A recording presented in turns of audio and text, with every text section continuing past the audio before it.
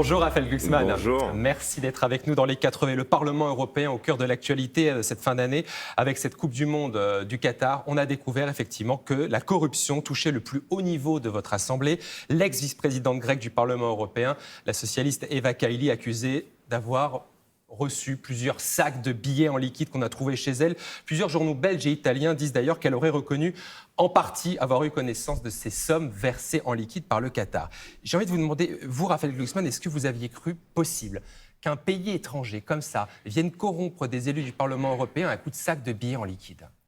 Moi, ça fait 2 ans et demi que je travaille sur la pénétration étrangère au sein des institutions européennes, pas simplement à l'échelle de Bruxelles, mais sur l'ensemble du territoire européen. Et donc oui, je savais qu'il y avait cette pénétration. Je savais que le Qatar, la Russie, la Chine, l'Azerbaïdjan essayaient de corrompre nos élites dirigeantes pour pousser leurs intérêts. Mais à ce point... mais le mode opératoire, moi jamais j'aurais pensé que des sacs de billets pouvaient circuler entre le Parlement européen, la conférence internationale des syndicats.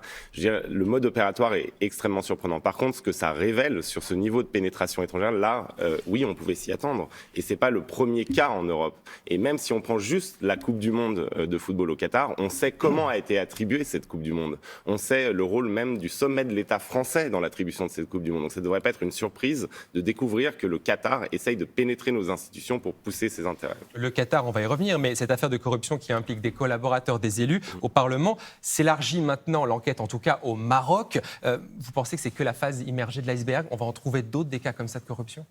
Je pense que la justice doit faire son travail et que je ne suis pas enquêteur pour la police belge. Non, mais vous qui présidez cette commission... Mais oui, je pense que oui. Je pense que nous avons un immense problème. Je pense que nos institutions ont été bien trop ouvertes aux intérêts de régimes étrangers qui sont en plus richissimes et corrupteurs, et qu'il y a comme ça des réseaux en Europe, d'anciens élus en particulier, qui se sont mis au service de ces régimes étrangers et qui leur font bénéficier de leur réseau au sein des institutions, qui sont des courroies de transmission pour l'argent venu de Doha, de Moscou ou de Pékin, et qui, oui, il faut faire le ménage. Il faut faire le ménage dans nos institutions. Ce sont des anciens élus qui sont devenus lobbyistes et qui agissent maintenant pour ces pays ? Et ça se retrouve à l'échelle européenne. Là, l'architecte de ce réseau supposé, puisque pour l'instant, il n'y a pas eu de condamnation, l'architecte supposé de ce réseau de corruption, c'est M. Panzeri, qui était député européen et président de la Commission des droits de l'homme, et qui ensuite a mis ces réseaux au service donc du Qatar et du Maroc. Mais ça se retrouve chez d'anciens chanceliers allemands, par exemple Gerhard Schröder, qui va travailler pour Gazprom, ou chez d'anciens premiers ministres français, ou finlandais, ou autrichiens. Ça se retrouve partout en Europe. En fait, Doha, Pékin, Moscou assurent la retraite dorée de nos dirigeants. Et ça, c'est un problème qui est vertigineux, parce qu'en fait, ils passent au service de ces régimes qui souvent ont des principes et des intérêts contradictoires avec ceux de nos nations, et ils passent avec leur réseau, leurs connaissances, finalement leur savoir, et ils permettent une pénétration des intérêts étrangers au sein des institutions européennes et des démocraties européennes. Vous dites que le Parlement européen est devenu une passoire. Ça veut dire clairement que maintenant il va falloir mettre des règles beaucoup plus drastiques, empêcher des élus de faire autre chose, de faire du lobbying par exemple ? Déjà, moi je milite depuis 2 ans et demi pour ce qu'on appelle une cooling period. Ça veut dire qu'une fois que vous êtes élu ministre, Premier ministre d'un pays ou d'une institution européenne, vous ne pouvez pas immédiatement aller travailler pour des régimes étrangers, pour des entreprises étrangères comme Gazprom ou comme Huawei. Vous ne pouvez pas dépendre dans votre existence du Qatar ou de la Russie.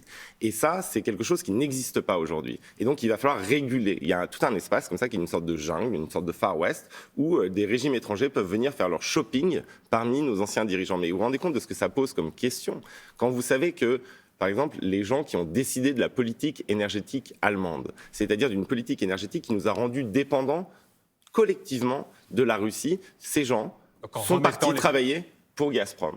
Et donc ça, c'est incroyable comme question. Ça veut dire que quand ils étaient au pouvoir, pour qui ils travaillaient ? Pour l'intérêt général ou pour l'intérêt de leur futur employeur Gazprom ? Parce que toutes leurs décisions politiques ont bénéficié à ceux qui allaient assurer leur retraite. Ça veut dire clairement qu'on a été complètement naïf ces dernières années en Europe, pensant qu'on était comme ça une grande démocratie épargnée de tous ces cas de corruption possibles ?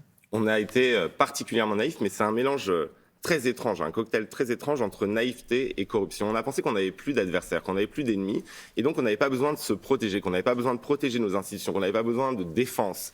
Et là, on se rend compte de quoi ? C'est qu'en fait, cette naïveté, elle nous a rendus extrêmement faibles. Et donc, c'est pas juste une question de morale, la corruption. C'est pas juste une question d'éthique publique. C'est aussi une question de faiblesse de nos cités. Comment vous pensez qu'on est vu aujourd'hui à Doha, à Moscou ou à Pékin ? On est vu comme des sociétés ouvertes aux intérêts étrangers, capables d'être achetées.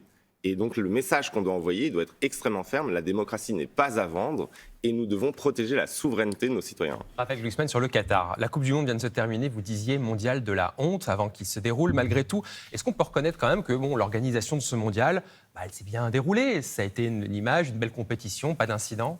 Mais non seulement l'organisation s'est bien déroulée, mais en plus sur le terrain, c'était probablement l'une des plus belles Coupes du Monde.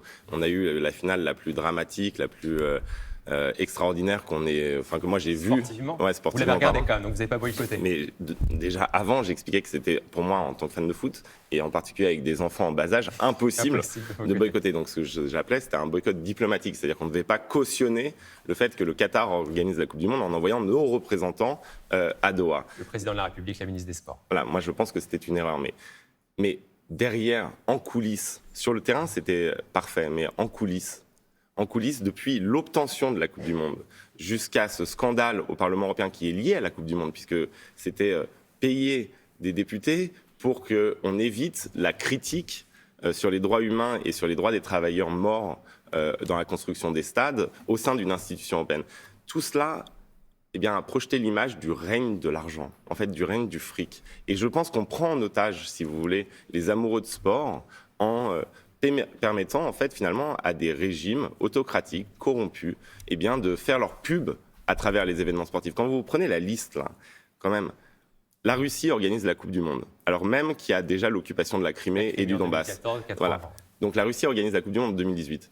La Chine organise les JO d'hiver, alors même qu'un peuple est parqué dans des camps de concentration pas loin des Jeux, les Ouïghours. Ensuite, vous avez le Qatar qui organise la Coupe du Monde. Ensuite, vous aurez l'Arabie Saoudite qui va organiser les Jeux asiatiques d'hiver, en plein désert. Ouais.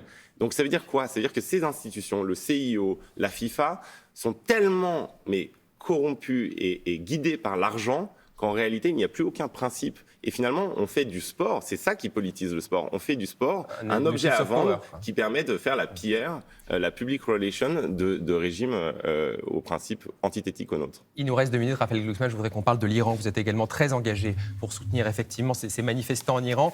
Malgré une répression de plus en plus sanglante, comme d'autres élus d'ailleurs, vous avez parrainé des jeunes qui sont condamnés aujourd'hui à mort. On va voir la photo de ce jeune que vous soutenez, que vous parrainez.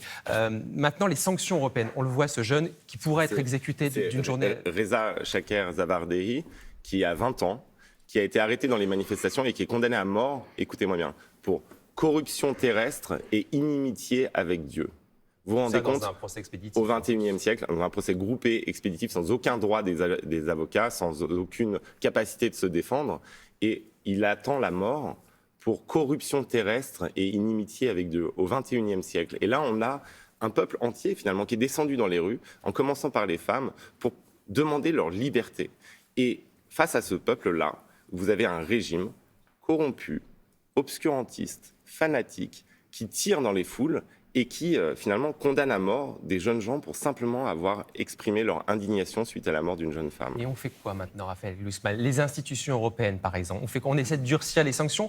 Pour l'instant, on ne peut pas dire qu'on a été très loin sur ce terrain-là. Pour l'instant, on a eu des condamnations morales, mais on n'a pas eu d'action véritable face à la répression en Iran. Et il faut savoir que le régime iranien, c'est aussi un régime qui fournit les drones qui sont en train d'absolument détruire l'ensemble des infrastructures en Ukraine et de plonger un pays entier dans le gel et dans le noir. Et donc, nous devons agir contre ce régime. Nous devons faire en sorte d'augmenter les sanctions qui visent les dignitaires iraniens. Nous devons aussi faire en sorte que les dignitaires iraniens qui professent leur haine absolue de l'Occident 24 heures sur 24 arrêtent de pouvoir bénéficier des bonheurs des vacances aux États-Unis ou en Europe. Il faut arrêter de se faire marcher dessus. Donc nous, on a là des sanctions à prendre qui doivent isoler ce régime et qui doivent marquer un soutien extrêmement fort à ces gens qui descendent dans les rues. Et ce n'est pas le cas pour l'instant. Non, ce n'est pas le cas pour l'instant. Et on est toujours dans une attitude qui est une attitude de pusillanimité dans le soutien à ces gens. Mais les Iraniennes et les Iraniens qui descendent dans les rues aujourd'hui, tout comme les Ukrainiens et les Ukrainiennes qui résistent à l'invasion russe, qu'est-ce qu'ils nous montrent? Ils nous montrent que l'aspiration à la liberté, c'est pas propre à l'Occident, que c'est pas propre à l'Europe, que c'est quelque chose de profondément universel. Et finalement, soutenir ces gens, c'est défendre nos démocraties, c'est défendre une certaine vision du monde. Et nous avons la responsabilité aujourd'hui de défendre les Iraniennes et les Iraniens qui sont dans les couloirs de la mort. Donc il faut soutenir ces condamnés à mort iraniens. Merci beaucoup Raphaël Glucksmann d'avoir été l'invité des 4V. Bonne journée. Merci à vous.